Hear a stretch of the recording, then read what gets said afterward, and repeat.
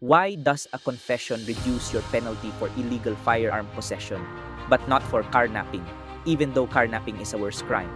The answer lies in something most law students overlook. The Philippines actually runs two penal systems at the same time. In Part 4, we covered mala in esse versus mala prohibita.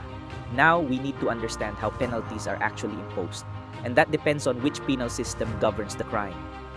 The Philippines inherited two systems, the Spanish penal system embedded in the revised penal code and the American penal system found in most special laws.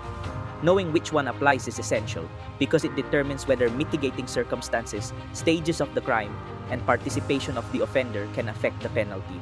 The Spanish penal system is based on the classical theory, the idea that the gravity of the penalty must be proportionate to the gravity of the criminal mind of the offender. Kaya may mechanism siya to measure the degree of culpability. If you killed out of passion, your criminal mind is lesser compared to someone who killed for the sake of killing. So the penalty is adjusted accordingly. Minimum, medium, or maximum period. This is why mitigating and aggravating circumstances matter under the RPC. The penalties under this system use technical nomenclature: prison correctional, prison mayor, reclusion temporal, reclusion perpetua. Each has defined periods that can be subdivided.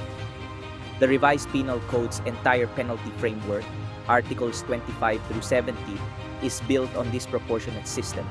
The American penal system, on the other hand, provides a fixed penalty or a penalty with a minimum and maximum limit, like imprisonment of not less than 6 years and 1 month but not more than 15 years.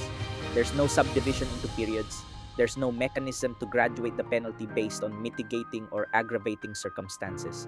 As the Supreme Court explained in People v. Simon in 1994, if the special law has adopted the technical nomenclature of the penalties in the revised penal code, like using prison mayor, then the legislative intent is to adopt the Spanish penal system's rules on penalty imposition. But if the special law prescribes its own fixed penalty range, it's using the American system, and the RPC's penalty rules do not apply. Let's see this in practice. Take illegal possession of a loose firearm under Republic Act No. 10,591. The penalty is prison mayor in its medium period. That's a Spanish penalty borrowed from the RPC. So in Jacaban versus People in 2015, the Supreme Court held that because the law adopted the technical nomenclature, the provisions on penalty imposition under the RPC apply. The accused confessed a mitigating circumstance, so the penalty was applied in its minimum period. Now compare that with carnapping under Republic Act No. 10,883. The penalty is not less than 20 years, 1 day, but not more than 30 years. That's an American penalty. No technical nomenclature from the RPC. So even if the accused confesses, the mitigating circumstance of confession cannot be appreciated because the penalty has no minimum period to apply to. Hindi pwedeng subdivide ng American penalty. This is exactly why the same mitigating circumstance in confession works in one case but not in the other. It all depends on which penal system governs the penalty. So here's the rule. Look at the penalty, not the crime.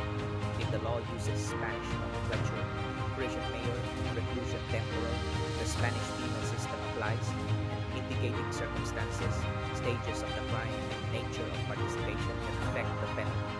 If the law uses a fixed range, not less than X but not more than Y, the American system applies and those modifying factors generally cannot be appreciated.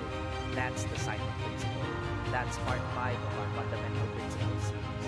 Sa part 6, we'll go even deeper, the applicability of the RPC to special laws, including the special rules for dangerous drugs under Section 98 of Republic Act 9165.